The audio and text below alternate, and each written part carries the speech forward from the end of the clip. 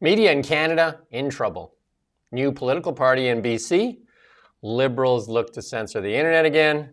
And Obama back in the news. I'm Jim Check with Now Media.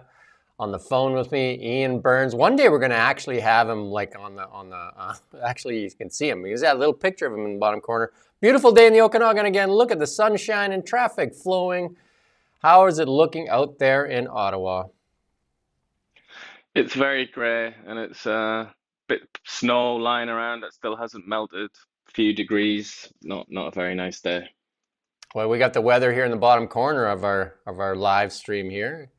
It's 10 here in the morning hours, 9 o'clock, just as we're getting going here this morning. We like comments. We appreciate the comments when you guys are commenting, and we try to interact with some of the comments.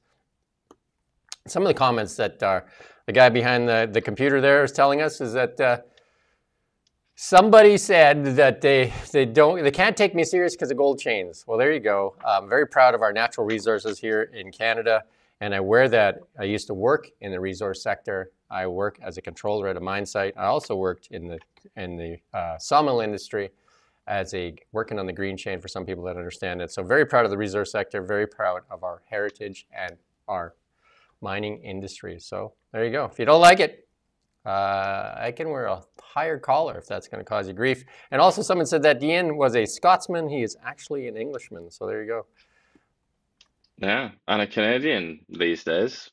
A Got the Canadian these passport days, to a prove it. former Englishman. There you go, from his home, Ex-Englishman.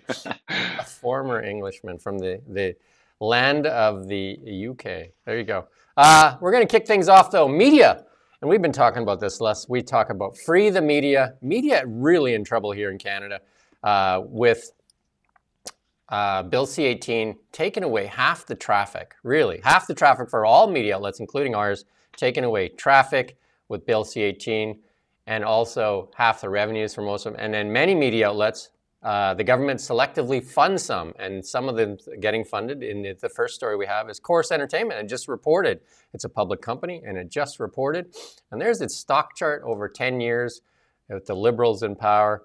It's in the 10-cent mark. You know, this thing used to be a $20 stock, and they have a lot of debt. And again, and we got the next chart here to pop up here. Revenues down. Revenues down.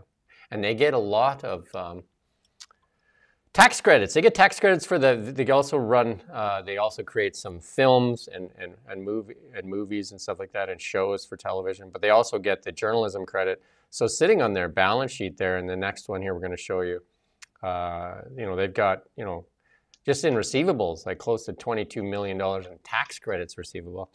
We don't get any of those credits, but not a great place for media to be begging for credits and crumbs from the government. We need to free the media. This is not a great place for media. Their revenue is down 10% this quarter, 11% year to date. Their segment profit decreased 67%. Just not great news. Their loss per share, 28 cents per share. And that's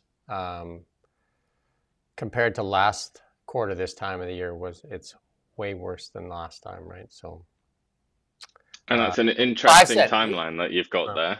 The year that it begins is 2015. Yeah, and look at, I mean, What happened then? Yeah, this is like this for all media outlets that are public that you can see them. You can see this again. Bill C-18 has taken away half the traffic because most people rely on social media to get their news, and by the only G7 nation not to allow news on Facebook and Instagram, they took away 200,000 of our audience. And guess who's spending money when Justin Trudeau's Liberals said they would never spend money again on Meta? The Liberals and the Carney campaigns are spending now millions of dollars advertising on there because they said can't get news on those platforms, so they actually have no choice but to spend money there. While they still block media outlets from putting news on Meta. Kind of a perfect storm for them, right? They can put their stuff on there, but we can't put anything on there. And it's very interesting. I mean, maybe you can explain to a naive young fool such as myself who doesn't understand the world. But it's very interesting to me that media organizations such as this one that you're highlighting here that receive money from the government they don't seem particularly interested in asking the Liberal Party or its leader, Mark Carney, questions about this. I mean, could you explain what possible motivation could they have to not ask that question? Yeah, and I'm going to say this to journalists and reporters and media outlets. You're selling your soul out there for these tax credits. And at the end of the day, they're going to let you die so that there's only one state-funded media left. I mean, everything, close to 100 outlets have failed across Canada since the introduction of Bill C-18. And 400 have failed since the Trudeau Liberals have taken power. Media in Canada is going to end up being one state-funded media. Holly Doan, the Blacklocks, has done that story too, basically saying that media in Canada is becoming an arm of the federal government. And the federal government, when she says that, is the Liberal government, because the Conservatives said they won't fund it. Media needs not to be funded by the federal government.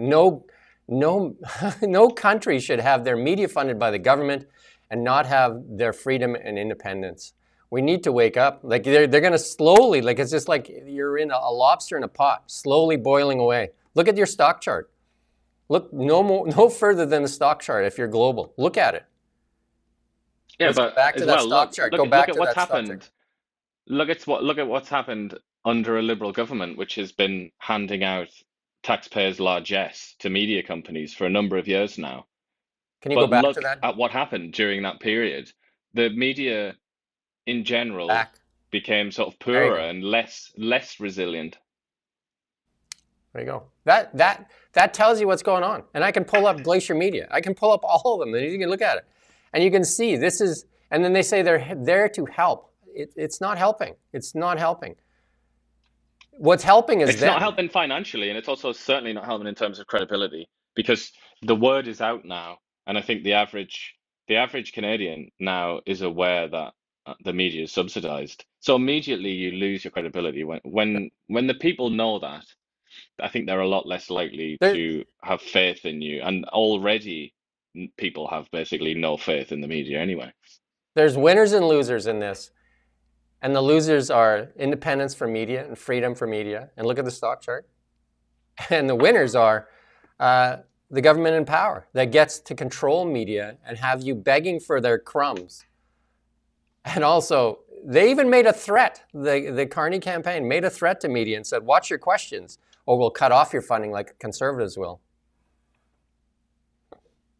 Well, and that doesn't even have to be said, does it? That can be an unsaid threat, if you want to call it a threat, or you know, they face a quite obvious choice, don't they? It's quite a sort of quite a stark choice. You can either have all of the funding and subsidies removed, and that's if the Conservatives win, or the gravy train can continue, and maybe even a bit more gravy might be put on the train for I you to would start putting your nose into. I wouldn't call it gravy though, because they're dying anyway. It's dying a slow death, and plus losing their credibility. Do you know what I mean? Look at the stock chart. If they were doing well off of these subsidies, this stock chart wouldn't look like this. Yeah, Forces, maybe it's more like meth than gravy. it's just So you got to like get on the meth train.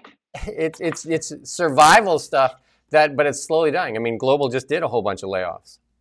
CBC did layoffs. But They also miss. that I mean the sad reality is that like they're becoming more and more irrelevant and sidelined. Like I saw just now before we came on, I saw on Twitter that Jordan Peterson has published a video. It's like an hour and 20 minutes long or something like that, where he talks about Mark Carney. I didn't watch it. I mean, I don't know who's got time to watch that, but I can almost guarantee you that probably by now, by this point, he will have had more views than all of the mainstream media TV shows, sort of, or the political shows added together. He'll probably already have surpassed them. So it's like, as they continue down this obviously dysfunctional path, they're being usurped, really. They're being completely sort of robbed of their value and their prominence by people like Jordan Peterson, who's not even a journalist. Their credibility is in question. They lean heavily one way, and that's pretty obvious. And we've done it so many times. And they lean heavily that way because they're fighting for the crumbs that are still being handed out by the government. And even, Justin Trudeau, supposedly he said he was joking when he said it. It's just like they are friendly to the liberal media because they were the ones giving them the money. Yeah, indeed. There you go. If we want a free and independent media in Canada, we need the repeal of Bill C-18, and where the Liberal government is not selecting who is and who is not media and handing out crumbs to barely keep people alive. Well, they spend millions on Meta to advertise their platform and their positions. Well, I mean, as Holly Dawn said when you interviewed her, I think she might have said something along these lines both times that you interviewed her, but certainly the first time, she said, without without all this being washed away and removed, the media in Canada, the media companies can't evolve, which is what they must do. They must evolve and adapt to become relevant again, which is to an extent what's occurred in the United States, where you have lots of new media, lots of new outlets that have kind of rolled with the times and they're adapting.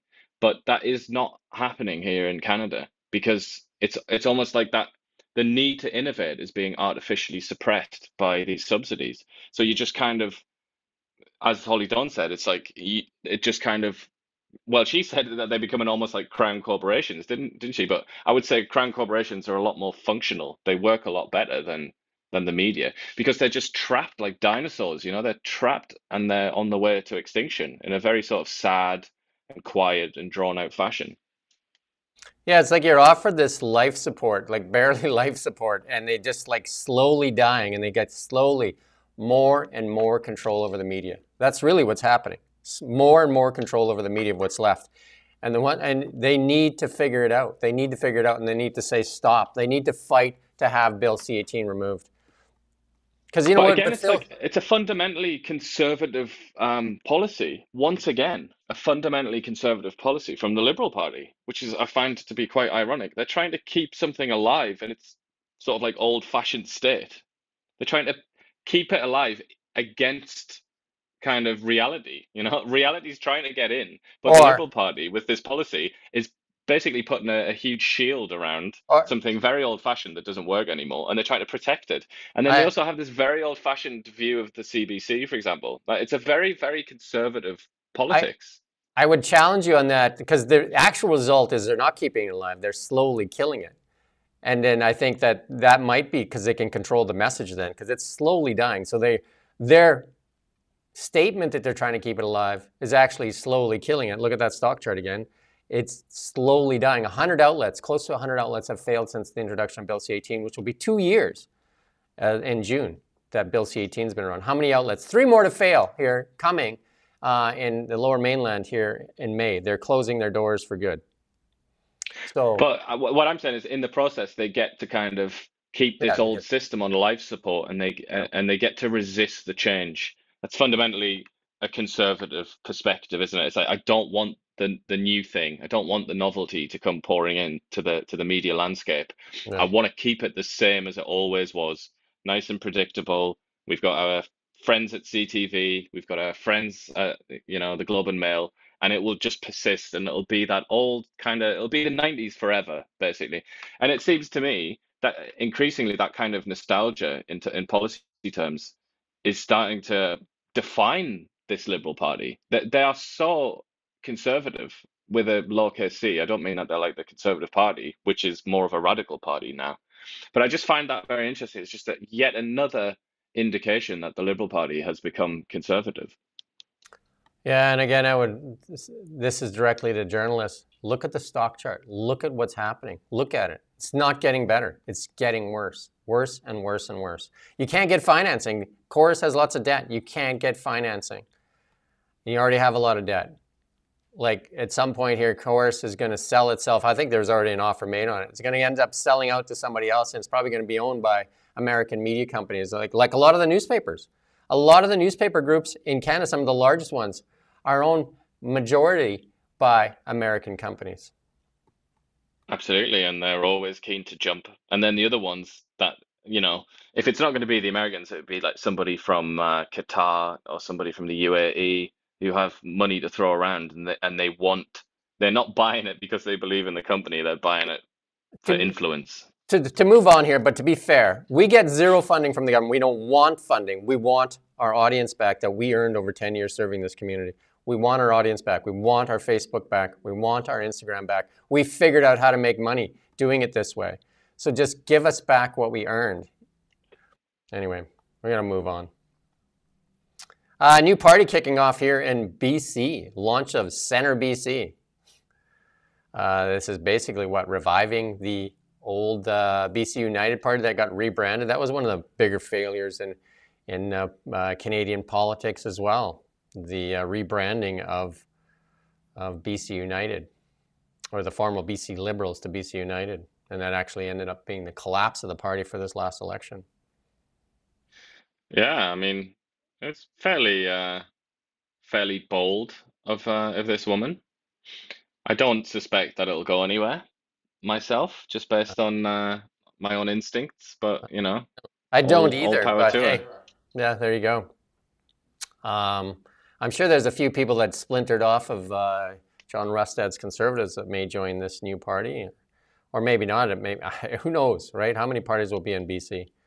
I think the people that left and are now independents, the people that left the BC Conservatives in the last month or so, they are considerably to the right, I would That's what I say, was going to say. That's why I of this idea. That's why I corrected myself there, because I don't think they would fit into this bucket, right?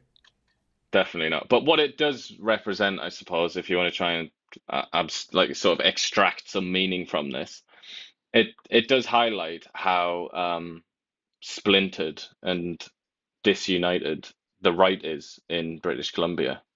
Right. It just goes to show that, you know, everybody thought that Rustad was coming in and he was going to kind of unite the right and then just triumph with that new unity. But in reality, it was built on sand, wasn't it? And you know, and you've because this group here, you know, like the sort of remnants of BC United, or the BC Liberals, they're still around, aren't they? And they don't really like John Rustad and never did. So they're still there, and they're still kind of they're pulling in one direction, and then you've got people like, you know, Dallas Brody and all that lot, the ones who left, and now very own Tara Armstrong. They they look at John Rustad and think, oh, he's a sellout, you know, like he's gone left. So the right is just kind of all over the place, and you know, much to the glee of David Eby and company. Yeah, speaking of David Eby, he says that he wants the BC government to cancel American contracts wherever viable. Does that mean Facebook and YouTube too, or what does that mean? Because you don't spend any money with us.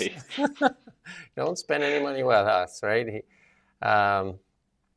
There you go. So Eby says that he's instructed his BC Crown Corporation, Ministries and Health Authority to cancel contracts wherever viable.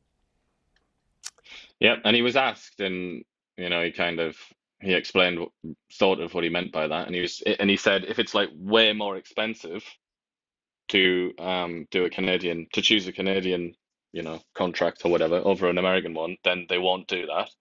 And then he also said, you know, like the wherever viable thing, like if it's actually possible to do it. So obviously, you mentioned Facebook, which Eby used to have some nasty things to say about a year ago or 2 years ago now, whatever it is. Yeah, they're going to continue to be, I think, very, very happy with the amount of money that they get from BC taxpayers, because I don't think that's going to change. Yeah. Well, the amount of money that the NDP and the Liberals spend on American consultants is where a lot of that is spent, where, you know, they have bloated staff, and yet they still spend millions of dollars in consulting and with American firms and other firms. And tech firms, yeah. Like if we had our own Donald Trump, Canadian Donald Trump, he would go on non-stop about the gigantic deficit in services, trade deficit. It's enormous. The only reason that we have a favorable balance of trade with the United States is because of Alberta and the oil that they export on the cheap to the Americans. That's literally the only reason. On services, we are miles behind the Americans. They've just completely eaten our lunch in services. But obviously they don't want to talk about services, do they? Because they know that that's basically decisions such as the one that we're discussing. It's decisions to go with American companies, American tech firms, Facebook, and all the rest of it, and then McKinsey and all those boys, all the consultants. They've been living high off the hog in Canada for sure, especially with the Liberal government. I mean, the amount of money that we spend. We talked about that story yesterday. If you want to go back and see that how much money is being spent on consultants here in Canada. And especially when they have large, the staff or the government workers in BC and in Canada are continuing to increase, yet we still spend billions of dollars on consulting. Indeed, and continue to grow that trade deficit. Well, we're ready to get into our election 2025 coverage here.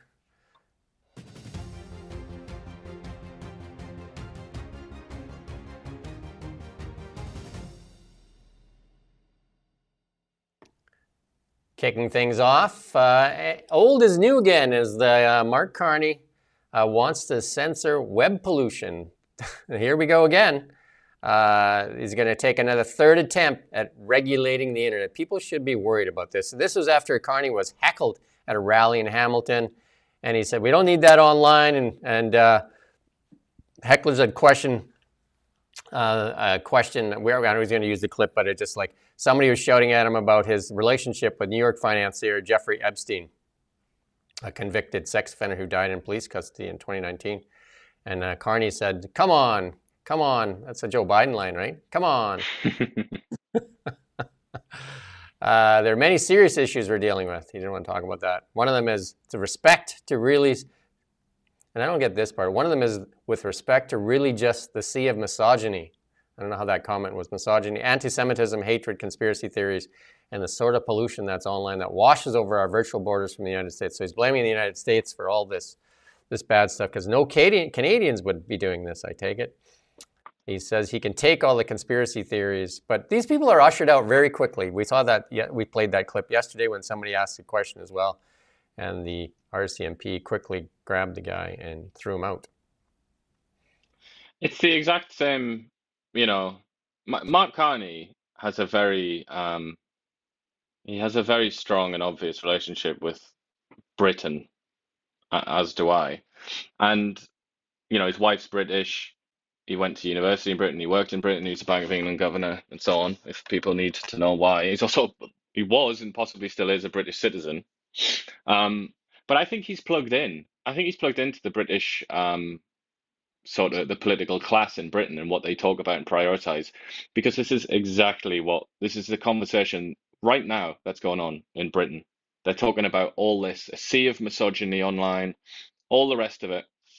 They're talking about, conspiracy theories, and they're trying to introduce new laws, basically, to regulate the internet more comprehensively than it already is over there in Britain, where they arrest thousands of people a year for things that they say on the internet. And I think Carney, I don't know if it's through his wife, I don't know if it's through friends that he has in Britain, but I think Carney is kind of plugged into that, and I almost feel like this is a British politician. A British politician could have said exactly this yesterday, but instead it was the Prime Minister of Canada. It's very peculiar for me because I'm kind of in both worlds and I can kind of see that. And I don't think many people are in that position to recognize the duplication that's taking place here. But he's saying here we need to legislate against hatred and conspiracy theories. What? What does that mean? How do you legislate against hatred? I get the impression that Mark Carney really rather hates Pierre Poilievre and vice versa. Are they gonna legislate against each other? How do you legislate against conspiracy theories? Are we gonna make it illegal to talk about things like the lab leak theory out of the Wuhan Virology Institute, which turned out to be true? It's a very, very dangerous game. It's very tricky stuff. This is the third time. The bill never passed the second reading in Commons and lapsed with prorogation in Parliament last January 6th. So then Heritage Minister Pascal St-Onge on February told reporters that Cabinet had not abandoned its interest in censoring the internet. We're living in challenging times right now. We can see it, said on St-Onge. Respect is lacking in public discourse. Misinformation circulates earlier than facts. We hear a lot about freedom of expression. We need to make sure that it exists, but it's protected and it's the foundation of healthy, yet the same freedom of expression is currently being exploited. She's the same person that said that the CBC should get double its funding while choking off other media outlets. So they really want to control the messaging. That's really what it says to me. Yeah, I mean, ultimately, that I think that's you might be accused of being cynical there, but but basically everybody that's ever led a country at any point in history, anywhere in the world, has wanted to control the message. So that is, I mean, that's hardly too much of a jump, though you will probably soon be arrested as a promulgator of conspiracy theories. Yeah, no, it's crazy. We just have somebody's actually moving around in another room. Rommel, if you could tell them that they have to pause until we're done our show, that they should not be doing anything else until we're done our show here. If you let them know, that'd be great.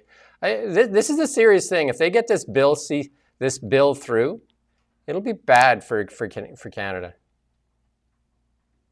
Absolutely, and it'll make Canada more like Britain, We you already know, don't. which We it already seems that to me that Mark Carney wants to do that. we But already do. as, you know, somebody with a little bit more experience of Britain than Mark Carney, I would say you don't want that. You definitely don't want that. You don't want to be like that country. We already do not have um,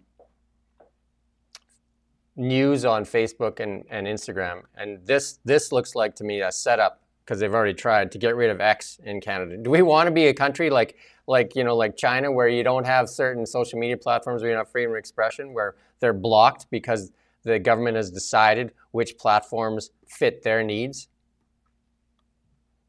Yeah. But it's unfortunately it just seems like you can kind of you can bait and intimidate and threaten and gaslight, dare I say, large amounts of the populations in Western countries into sort of supporting this kind of idea.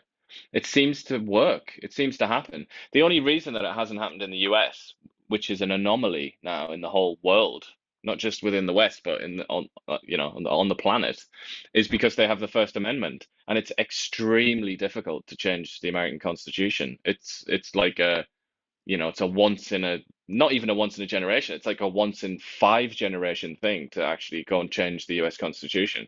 So as a consequence, they have freedom of speech still, but it's been basically restricted and removed everywhere else. Yeah. Yeah, I know it will be a sad day in Canada if this gets through. I think a lot of people really need to understand what this is. Bill C-18 plus this is basically only allowing the government to talk to you. We got a clip here from Pierre Poilievre's first economic action plan. We're going to play this clip here. Policies combined have been calculated to boost our GDP by $500 billion spread over the next 5 years. This calculation has been done by Philip Cross, the former Statistics Canada Chief Economic Analyst, and Dr. Tim Sargent, the former Senior ADM at Finance Canada, who now is practicing as a PhD economist. These two revered economists have calculated that these policies that I've announced of cutting taxes on investment, work, home building, and energy, plus repealing the anti-resource liberal laws, will unlock $500 billion in additional GDP spread over the next 5 years. This is money that will go into the pockets of our workers. This will build our economy back and fortify it against the Americans. It will also generate new tax revenue to fund schools, hospitals, and most of all, our military, to make us more independent. There you go. That's the new, his economic action plan. He was speaking on that this morning. And basically, the Liberals will create bills and they'll get rid of them. So he's going to repeal C-69 and Bill C-48, which is the no more pipelines, and then the no tankers on the West Coast. Create a national energy corridor. Bring in Canada's first. This is a good one. This is the one that is so significant. The Canada's first reinvestment tax cut. That is so good because a lot of that money would get reinvested back in Canada because a lot of people don't sell things because they don't want to pay the capital gains. So that would really get the economy moving. I think that's one of the most creative ones out there on either party right now. Cut regulations and phase 2 of the LNG Canada project, double gas production, and accelerate at least 9 other projects. We went through them before. Upgrade the Port of Churchill and get some, like cut red tape. This is a good one too. Get rid of one rule for every, get rid of 2 rules for every new rule. God knows we have too many rules. I would say that that's probably the most unoriginal of all of those ideas. It's quite a trite idea, that one. Yeah. But I agree with you that they've been doing something pretty interesting, the Conservatives. I think you have to admit, even from a completely neutral perspective, they have introduced some quite sort of creative policies. And that's why earlier I referred to them as the more radical party, and the Liberals are the more conservative. I mean, I don't mean radical there as in the way that like Donald Trump understands that word, because Donald Trump doesn't really understand many words. I'm talking in the sort of 18th, 19th century sense of radical. What's another way of describing it? Sort of in favor of changing up the system in a pretty sort of dramatic way. That's the Conservative Party this time around, and I think Yep. you really have to acknowledge that. Like they've done a lot of work here, and they've come out with some really interesting new ideas. I The think Liberal Party has not really. I mean, they've come out with slightly modified versions of Trudeau era policies, I would say. it's very much the same. Like if you look at all the policies, we're breaking them down too. We're doing special segments. We've done 2 already. We're going to break down every policy that they land. But the Liberal ones tend to be very much the same, very much, and a lot of stuff is happening underneath. Like Bill 63 is really bad for Canada. Bill C-19, bad for our natural wealth. Bill C-48, bad for our natural wealth. If you want the party of change, the only one coming up with change and stuff that actually ends up on the consumers, Ian and I did yesterday, we did the housing plan. The housing plan for the Conservatives puts money in the pockets of regular Canadians. The other one puts a ton of financing in the hands of corporations. And you can watch that. Yeah, well, I mean, I would say that does appear to be the dividing line right now. It's kind of the Liberals are offering change in the sense that it's Mark Carney instead of Justin Trudeau, but that's the extent of the change, really. Otherwise, everything else will basically be okay. So they're promising the Trudeau government without Trudeau, with somebody that is being portrayed as hyper competent, perfect for the times, economics mastermind and all the rest of the things that they've claimed. Whereas the Conservative Party they're the party of actual change. They're the party of not just a new face, but a completely new philosophy and a new way of doing things. Obviously, as things stand, the polls seem to suggest that the Canadian people are a lot more fond of the status quo than maybe we believed. I think this election comes down to a very simple question that people need to ask themselves. Are you happy with the last 10 years? Are you happy with where Canada's at for the last 10 years?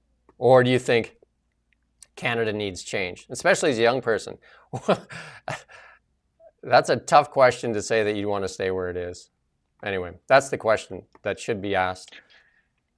But I mean, we'll talk about this a bit later when we talk about the Tory strategist and what he said. But I feel like, yeah, that kind of is the argument, isn't it? And I feel like I think it was Ronald Reagan, wasn't it? Ronald Reagan's one of his catchphrases was, "Do you feel better now than you did? Or are you better off now than you were 4 years ago?" Something like that. I think that was one where he beat Jimmy Carter. Yeah, That's simple question. yeah, that's such an obvious question to ask, isn't it? When you're the party that wants you want to embody change, that's what you should ask. That's what you should say. But I feel like maybe Pierre Poilievre hasn't quite got that across, that's what he represents. Yeah, because if the other party is more regulation, more censorship for the internet, and a continuation of the same policies, basically this green building a green superpower, which I don't see how it takes over what we're doing. Anyway, let's move on. We're going to spend half the day here.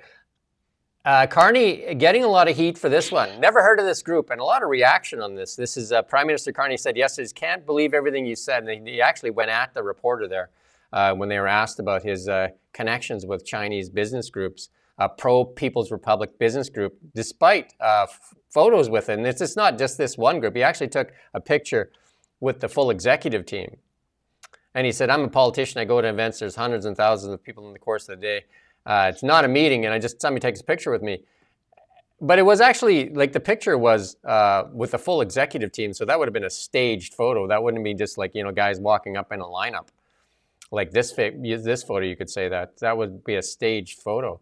But he actually went at the reporters almost Trump-like. And if you do it in retrospect, to what, you know, when Pierre Poilievre is, you know, been caught in some photos with some people or something on the back wall, the media has been relentless on this. And not so much for this. Well, indeed. I mean, even when he was once photographed next to some graffiti on it was on like a trailer or something that he stepped into. If you remember that, the Diagolon thing, Yeah. which is a group that is threatened to attack, assault, and kidnap his wife, which he despises quite naturally. Anyway, that's another kettle of fish. That one. I think it's just quite interesting. You mentioned that photograph appears to have been kind of coordinated, and it looks like they lined everybody up. They also claimed, this group, the Jiangsu Commerce Council of Canada, they claimed that they had an in-depth meeting, but they've now deleted that Right. post. So I mean, the journalist here that sort of wrote the story up and asked that question, Carney accused her of basically being like a fraud, like basically being a crap journalist, not doing her job properly. But you know, she kind of, you know, you've got to admit, she did the basics there. She went to this group. This group made a claim. They had a photograph, and she wrote the story and then put the question to Carney. But Carney was furious about that, wasn't he? And he once again sort of attacked the journalist rather than answer the question. He took his lessons from Donald Trump there. I mean, he's done that with a few reporters. He's actually just attacks them and calls out their credibility. So again, reporters, go back to the first thing that we showed you. Is this what you want, to be begging for crumbs? Or do you want to actually free the media? But there's a few outlets that are going after him for this, right? And, you know, like including Brian Lilley, who's obviously always after him here with the Toronto Star. Why did Carney suspend his campaign and return to Ottawa? Because he's really bad at campaigning, gets angry at journalists. He's touchy on China. I mean, his Brookfield Asset Management, which is, I'd say, is the big anchor around his neck, took a large loan from China, like a large $250 million loan. Absolutely large here. So we got a clip here to play. Globe and Mail. My colleagues have a story today about a Liberal candidate's relations with China-friendly groups and a meeting that you also held with a pro-Beijing group. So my question is, why did you meet with this pro-Beijing group, Jiangsu Commerce Council of Canada? And is the party okay with the fact that Liberal candidate Peter Yan has been so close with the Chinese consulate and China-friendly groups, given the public inquiry into foreign interference, says that this is a tactic China uses to exert influence? Okay. Well, I'm sorry, but you can't believe everything you read in the Globe and Mail.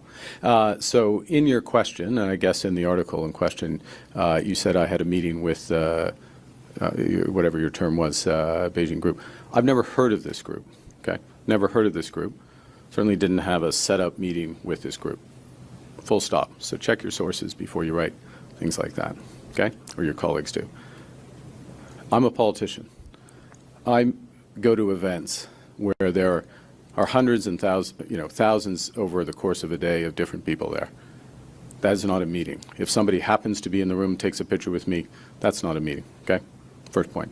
Secondly, with respect to Mr. Yun, this is a person who has served his community for decades. This is a person who's deputy commissioner of the police. Okay, a person in discharge of those responsibilities meets with a variety of community groups in the community because that's his job. That's his responsibility. We're proud to have him as a candidate, and I honor his service, including on today. There you go. I mean, it's interesting that, and we'll discuss this again later, in regard to the Tory strategist that's come out and is unhappy. But it's interesting that he spoke about how Poilievre had behaved in a gross fashion, in his words, when he was, you know, when that journalist asked him the question about the campaign, the rally, how many people attended the rally, and he was saying like, how many people do you think were there, and all that. I mean, compare and contrast there. That what he said there is like, check your sources before you write something like this. Okay, that's like, what the hell? Like, that's such like patronizing, aggressive attitude to take to a journalist. I can't believe he's getting away with it. I mean, obviously he's Brian Lilly going on about it, but Brian Lilly is very much in an echo chamber, isn't he? I don't think anyone's really listening to him except people that are already going to vote for the Conservatives. Well, But on the other hand, some like neutral space, if you looked at more neutral broadcasters and whatnot, they're all in on the talking about Pierre. So it's kind of, it hasn't broken through yet, I don't think, that Mark Carney is actually rather prickly and rude to journalists. here's Andrew Coyne, though, saying, really? I mean, so that's an opinion piece on the Globe and Mail. So you can go ahead and read that one too. And then the Toronto Sun, obviously, saying too that, some of this stuff is starting to snowball. This is another opinion piece. Carney pauses Liberal campaign to avoid tough questions, because this China connection one, there's a lot to it. There's a lot coming out of it, especially with the ties to Brookfield Asset Management. And that's something that needs to be looked at, especially when we're looking at a report that came out from the Bureau there with all these Chinese ties too. We need to really look at this stuff here. But the other big story that just dropped here is a fund led by Mark Carney is registering in 5-story Cayman Island buildings that houses 18,000 companies. So this one post office box, whatever, is really knows how to get companies in there. Brookfield registered. Yeah, which Barack Obama referred to as the biggest tax scam in the world. And what does Barack Obama know, right? What does Barack Obama know? Well, it's misinformation, isn't it? He's going to be arrested under the new liberal law if he ever comes to Canada again. So Trudeau got Obama's endorsement, and Carney is getting a different type of endorsement from Obama. We got this little clip here. Obama described the Cayman Islands, which you just said, as the biggest tax scam in the world. And here we actually have a clip from our old friend Barack Obama. Let's play this clip.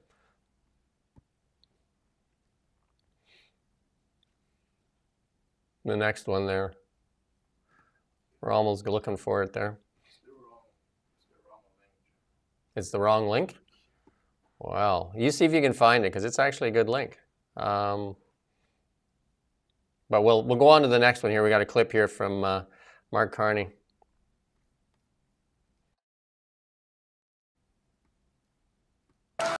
The relationship we had with the Americans.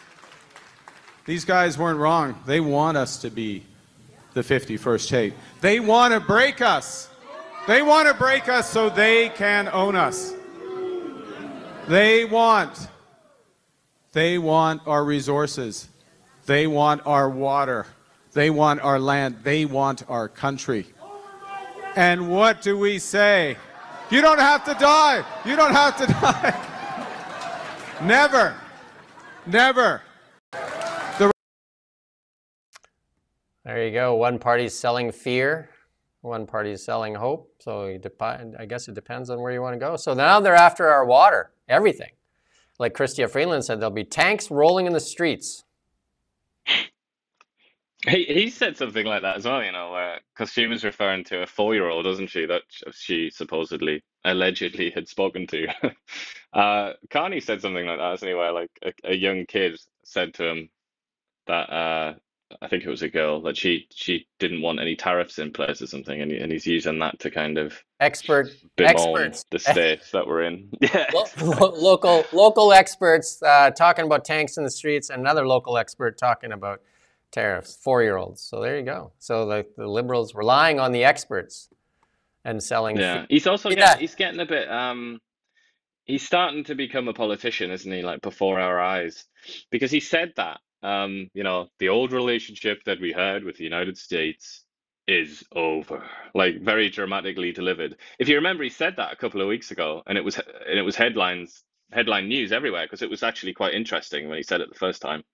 And I think it almost seemed a little bit kind of improvised, and you know, like he was just speaking naturally. But ever since he said that, and ever since he got all those headlines, he's just been trotting out at every single. Because I watch all of these so-called rallies, whatever you want to call them, these little speeches, and he's trotted it out at every single one since then. And he does it at press conferences as well. And it's kind of like we're seeing the man turned into a politician.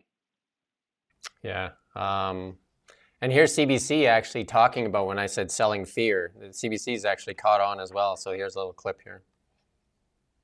They're also passing up on the opportunity that so-called earned media reporting affords. Look at what Mark Carney's doing. Now, he has the advantage of being the prime minister at a time of crisis. But my God, is he milking it? You know, he goes out and he does these press conferences and he puts on this very somber face and he announces to the country what's just happened to us. And, you know, I think he gains every time he does that, even though he's not doing it through a YouTube video. You know, he's actually using the media. Well, it turns out that actually helps. Okay, we got to leave this part there. Yeah, Coiney on the ball. I've been saying that for a while now, and that was obviously part of their plan. That they were gonna make him prime minister, and he was gonna get all of that kudos and prestige and everything attached to it. But he was also gonna get all of the media coverage. Completely, like when the prime minister says something, as a journalist, you're pretty much obligated by, you know, the sort of profession that you work in to report on that. And when you're in the middle of an election, that's excellent news for the guy being reported on, isn't it? Yeah, selling fear works. And especially, you know, like they were very good at it. This is actually, the NDP has this tweet here. I'm gonna give it to Rommel here because it was Jagmeet or the NDP party that actually shared this thing here. So I'm gonna put it where it should be there, Rommel, and you can see if you can play it here.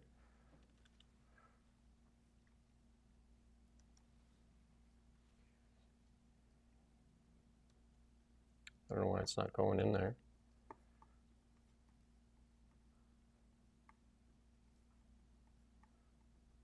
Oh, it's just a different color.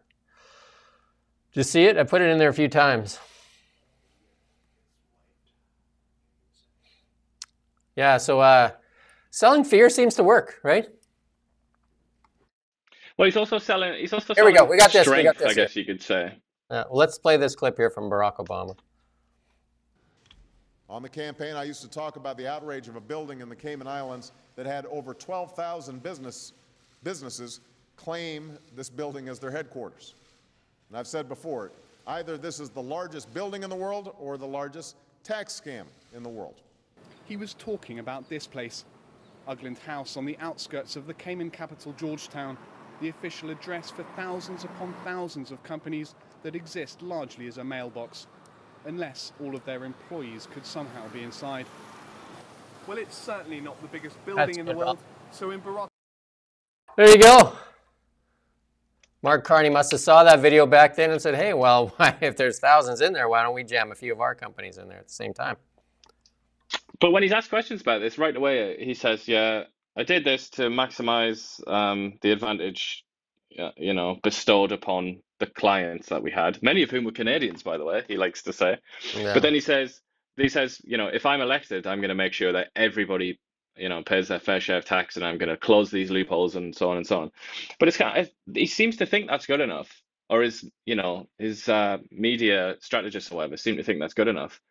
But it's not good enough, really, is it? Because Mark Carney, a central part of his candidacy and his campaign is this idea that he's devoted his entire life to Canada and to public service, specifically public service, and that everything he does is about values. You know, that's the name of his book. It's all about doing the right thing.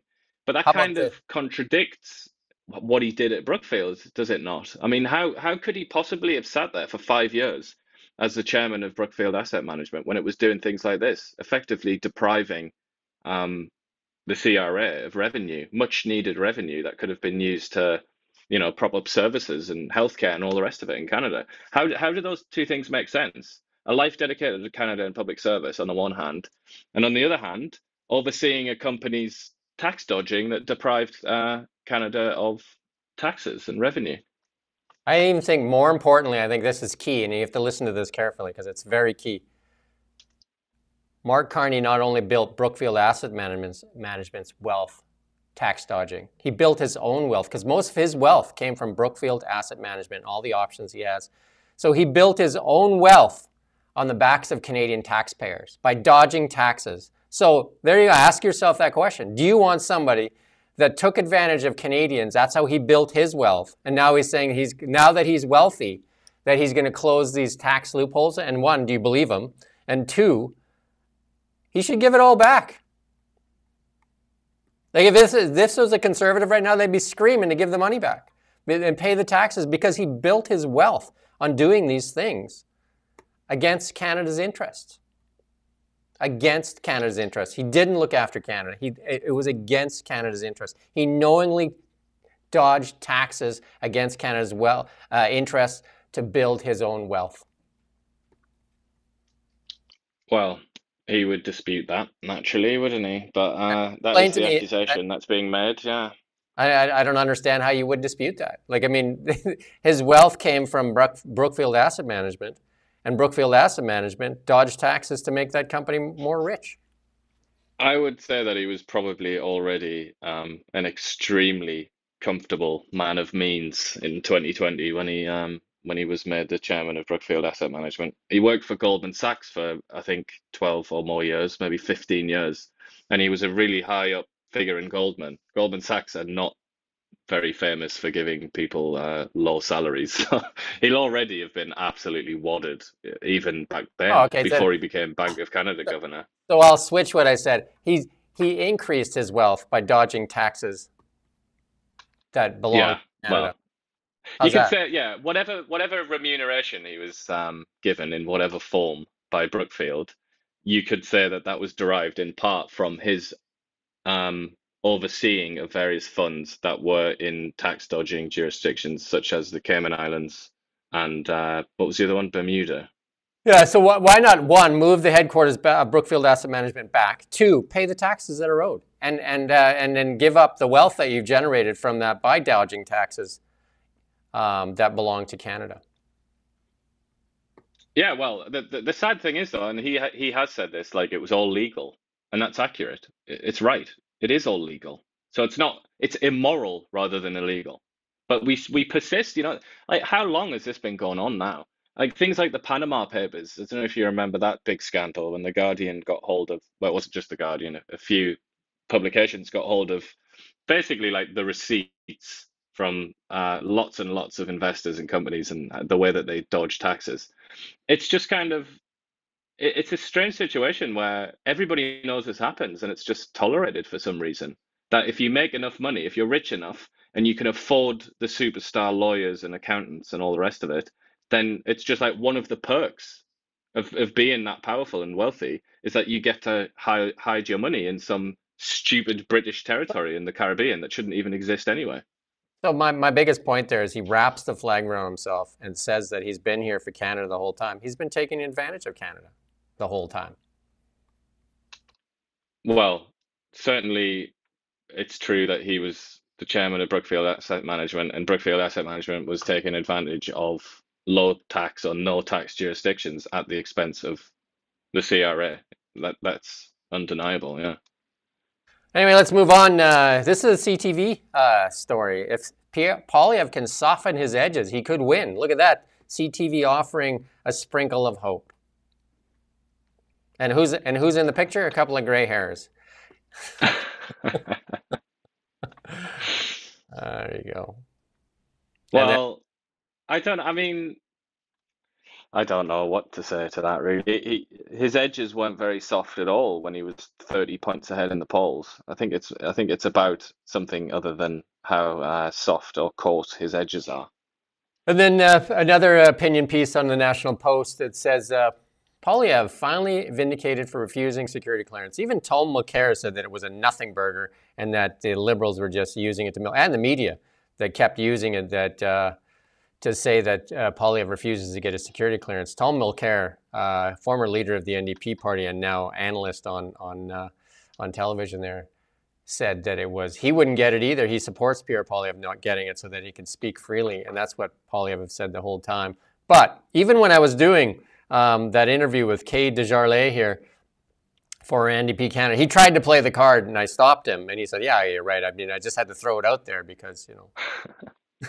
They just want to use it anyway. You know, this is politics. This is how politics works. Like a lot of people will trot out things that they don't believe in. I don't think Mark Carney believes what he's saying when he attacks Pierre Poilievre for this. I absolutely 100% don't believe that he believes that. I think it's just a tool because it's a tool that you can use to portray your enemy as being like not very, or somehow not patriotic or not responsible. And almost like it certainly helps the Liberals to portray Poilievre as kind of like a petulant teenager that refuses to do the right thing. It's like that's part of their campaign. So this is just a very useful little scrap that they've picked up, and they're using it to beat him up with. And this one here is just on the point of ridiculous. Here we have a news outlet putting dots on people to see how many people they can count so that they can say Poilievre's numbers are smaller than claimed. I mean, it's a lot easier to do than putting laser dots on people, which some people might find offensive. Is just take the square footage of the building and then calculate how many people in a square foot. I mean, it's just ridiculous, right? Like, I mean, it is another way to attack what is like what people are looking at as hope when they say, oh, look at the size of the rallies, that's got to mean something. And there's the media saying, nope, nope, nope, nope. What I think is really the best thing about this story, and I advise people like click on the link. It's a CBC story. It should be easy to find. They're trying to advertise it as best they can. But the best thing is that they went all the way over to England to an obscure academic who they describe as a visiting professor of crowd science. Crowd science, there you go. What the hell are you talking about? I mean, is that just a welfare scheme or something for academics that are desperate for a job? So then in the expert category, we have a 4-year-old talking about tanks, expert. We have a 4-year-old talking about tariffs, and now we have a British university person talking about crowd science. Crowd science. What's so funny as well, you read the article and they say, they freely admit that there's not enough evidence to see everybody because the photographs and the video only cover so much room. And so they kind of just extrapolate and they say, oh no, it's no way is it possible. I mean, for God's sake, crowd science. The better question, hilarious, isn't it? The better question, this was, you got asked better questions. The better question is, why are we doing this story? Why do we need to prove that the rallies are smaller than what some people think they are? It's just unbelievable. It's because Pierre Poilievre has been boasting, and the Conservative Party have been boasting about the amount of people that have turned up to their rallies, and so that's it. That's the answer. That's why this story was written. They also talk about the Liberals having supposedly inflated their figures from claiming 2,000, but there are actually 800 apparently. Again, that's just based on the science. This is science. Science, crowd science. Trust the science. Trust the crowd science. A couple of words overused in media, right? Expert, mandate, trust the science. Misinformation. Trust the misinformation science. Disinformation. Now it's a new one that they're trying out here. What is it? Web pollution. Web pollution. Yeah, existential web pollution.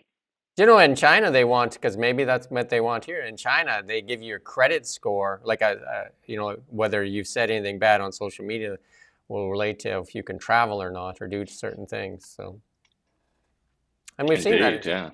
We've seen that in Canada when they've frozen bank accounts too. So hey, more of that. It'll get you more of that. Ontario Premier Doug Ford's campaign manager Corey is accusing the federal Conservatives of our counterparts of campaign malpractice.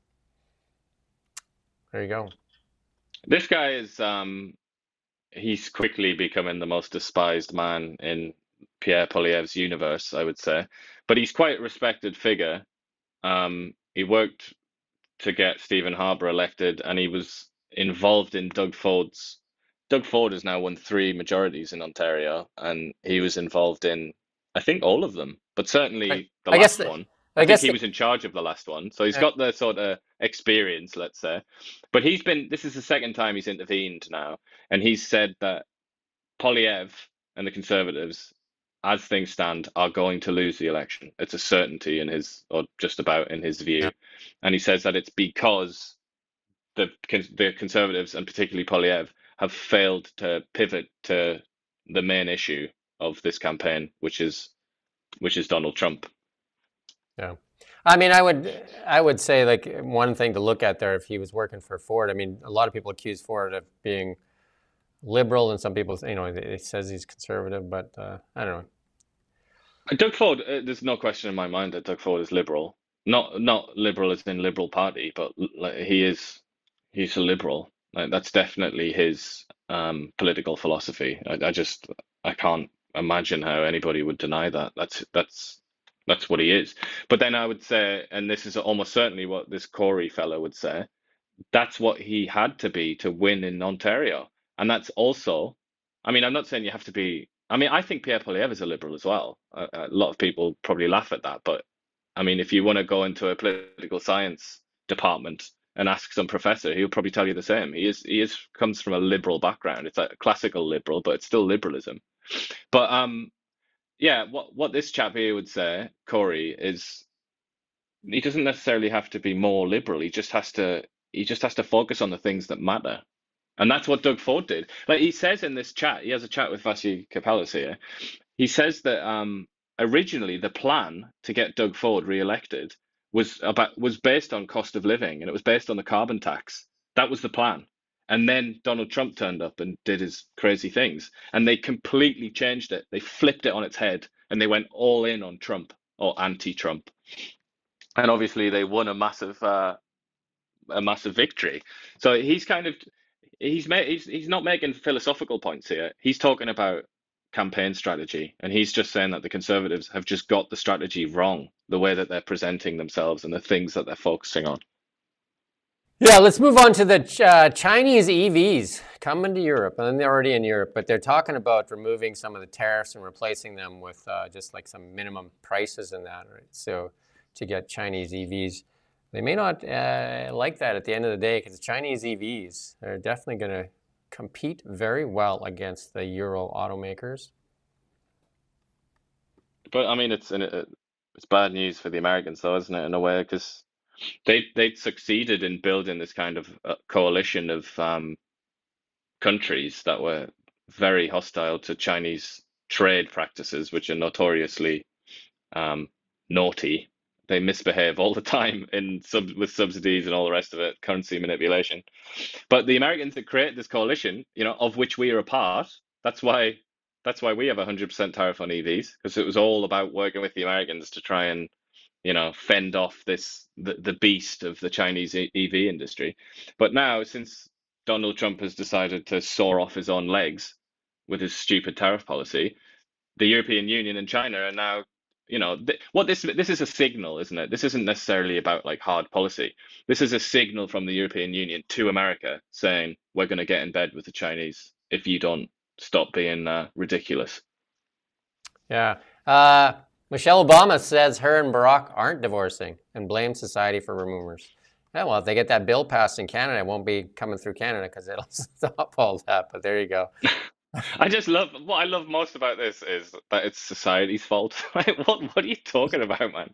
You just blame everything on society because some gossip rags were speculating that you were going to be divorcing Barack Obama. I don't think that's society, is it, for God's sake? She's got a podcast that she does with her brother. Yeah, nobody watches it, apparently. Yeah, well, there you go. Let's move on to markets instead. There you go. Let's move on to markets. Actually, I just checked because it's like a whipsaw.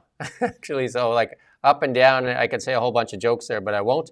Right now, the markets are up 493 points. They're over 40,000. So I think the worst of the volatility might be behind us, especially with this pause coming. China and the United States have definitely ramped up their war. And I guess, realistically, that has been the war that has been going on, the real war. It's which you and I have talked about, should have been the trade war to begin with.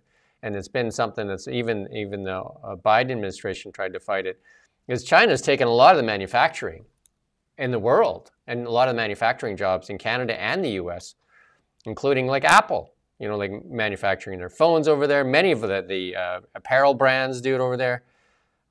So that is the real trade war. Yeah, and America's sort of secret weapon in that battle with China, according to all the boffins that the economists and all the rest of it that focus on this sort of thing, America's secret weapon was Vietnam, China, and a couple of other countries that have now Sorry, Vietnam, Mexico, and a couple of other countries that the Americans have now done just about everything that they possibly can to insult and impoverish with this tariff policy. So, Yeah. I mean, it's that is the saddest thing of all. If you're pro-Western, if you're like a believer in the West and the Western Alliance, Donald Trump and what he's done, I mean, it's pretty much the worst thing that's happened to the West in I couldn't tell you, decades, Yeah, possibly even more than that. he, It's he an should, absolute nightmare what he's done. he should have started his trade war where he actually needed to concentrate his efforts and not meddle. I mean, he's actually meddled in our election process too. Absolutely. Donald Trump is just about, as things stand, I think Mark Carney is gonna, that's my opinion, I think Mark Carney's gonna win. The Liberals are gonna win. And it will be 70% the responsibility of Donald Trump, I would suggest, I would speculate. I'm going to go against you here, and we'll see who's right on April 28th. I'm going to say that the crowd sizes definitely play a bigger role than most people think, and that the young people will come out and make this a real thing. So we'll see. We'll see. And if I'm right and you're wrong, you have to eat your hat live on air. Eat my hat. How about that? Or eat something. Go eat something. Eat something. I'll eat something like a UK dish that I find disgusting. Is it haggis or something like that? Haggis, yeah. Or Marmite, maybe. I'll get you some Marmite. There you go. And then you'll have to do something as well. What will I have to do? Yeah, we'll have to think of that. There you go. We'll work on it. Maybe somebody has some suggestions. Gold.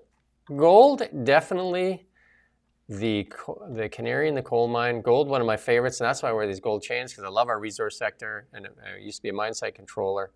And our resource sector is so important for Canadians. It is the wealth that's beneath our feet. It's our mines, and it's our oil and gas, our LNG, our uranium, our potash, all those things, our wheat fields, our canola fields, our forestry, all that stuff is our resource sector, and all of that has been suppressed with regulation. It takes 20 years to get a mine permitted here in Canada, 20 years.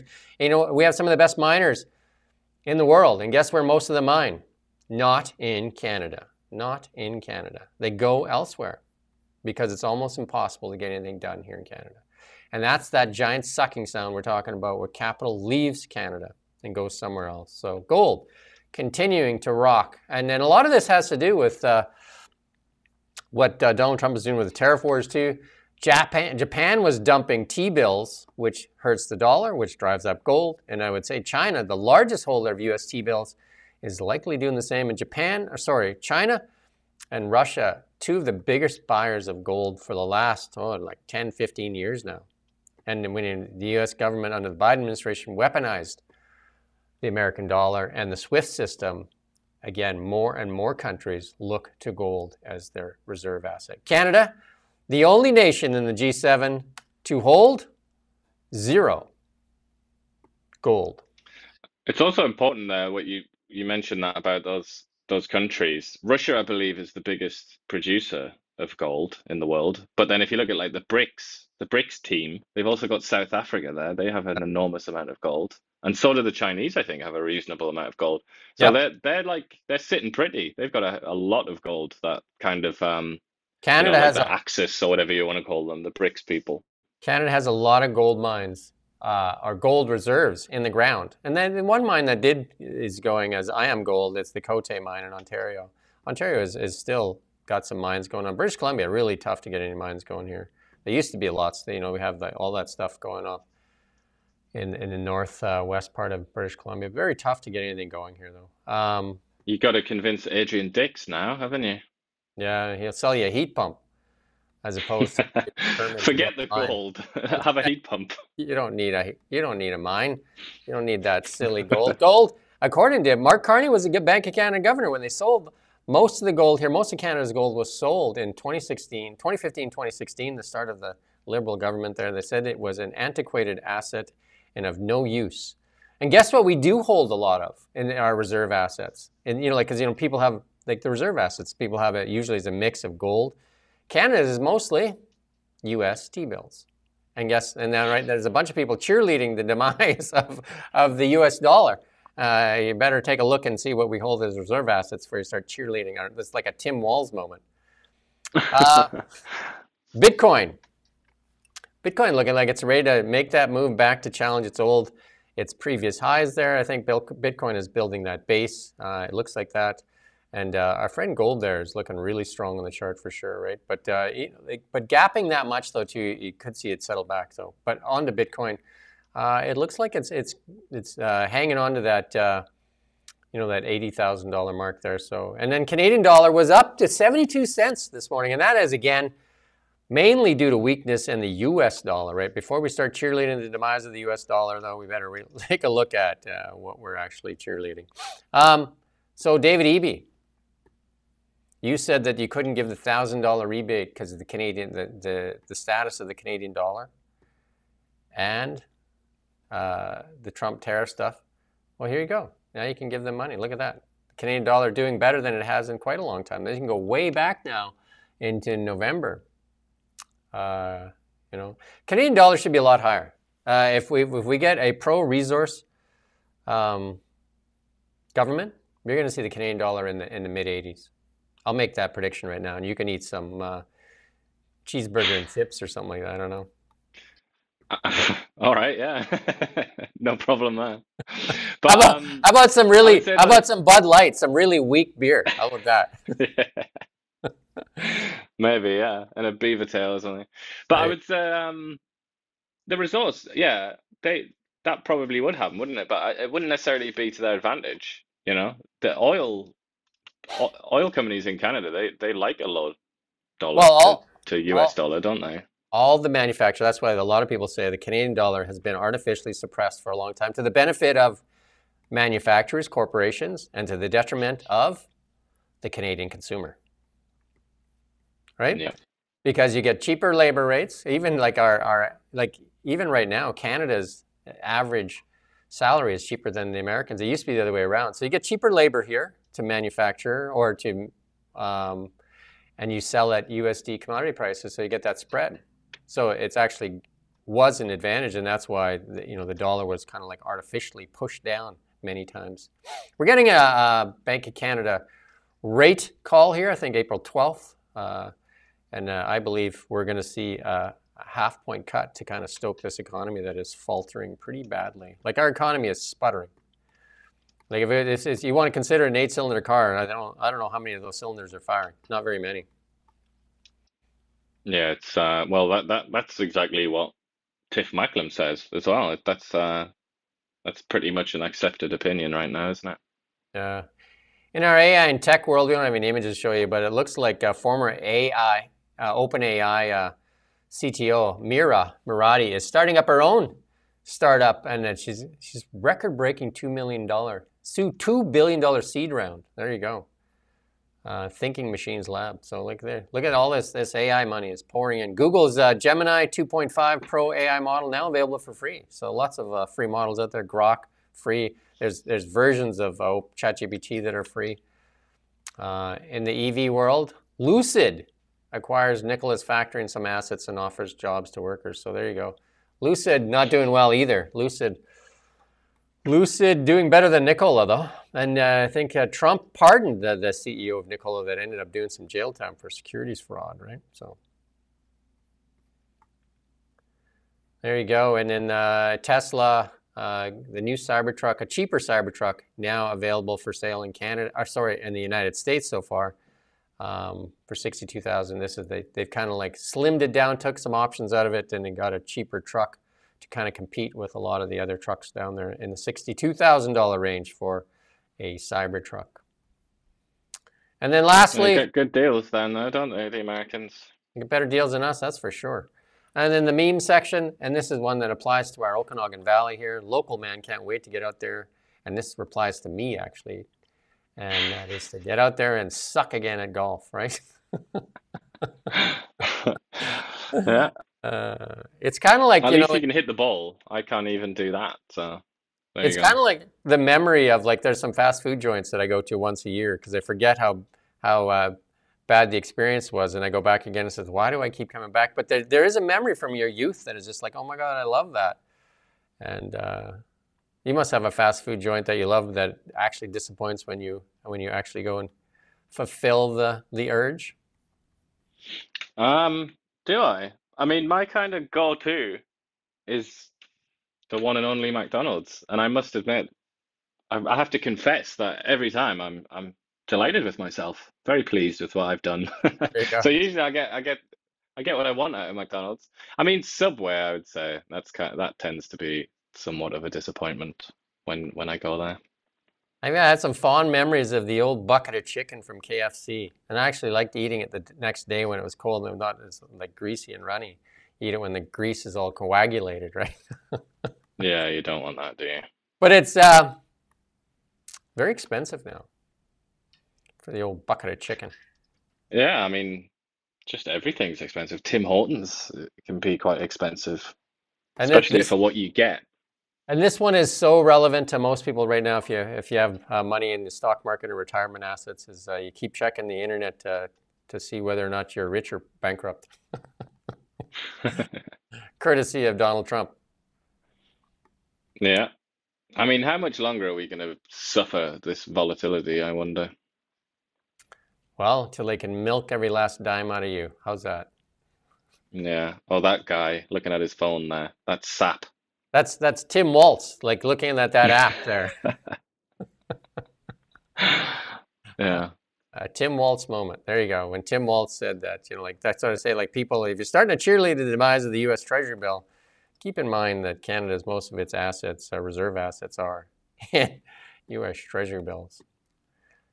And I would say, since you mentioned Tim Waltz, that guy there earlier, the Conservative Party campaign strategist who's very unhappy with Pierre Poilievre. I mean, imagine if he was a Democrat, what would he have thought of that campaign? Because you just like cast your mind back to last year and just how badly they did Kamala Harris and Tim Waltz. That's how you mess up a political campaign, isn't it?